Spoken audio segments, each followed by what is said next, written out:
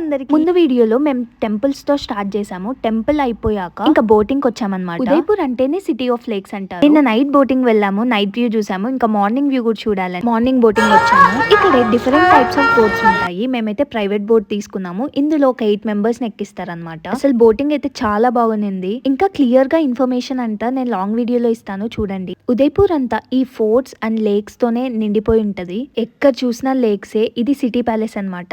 ఇది ఖచ్చితంగా చూడాల్సిన ప్లేస్. నిజంగా సిటీ ప్యాలెస్ అయితే చాలా బాగుంది, కానీ కొంచెం ఓపిక అయితే ఉండాలి. అండ్ మీరు గైడ్ ని కూడా తీసుకెళ్ళండి. అంతా ఎక్స్ప్లెయిన్ చేసేటప్పుడు ఇంట్రెస్టింగ్ గా చూడాలనిపిస్తుంది, లేకుంటే బోర్ కొట్టేస్తుంది. ఇంకా ఏవో ఒకటి డ్రింక్స్ తీసుకుంటూనే ఉన్నాము. ఫుల్ ఎండ ఉంది. ఇంకా రాజస్థాన్ థాలీ తిందామని ఫేమస్ హోటల్ కి వచ్చాము. ఫుడ్ అయితే నాట్ బ్యాడ్. నిజంగా ఈ అందాన్ని కళ్ళతో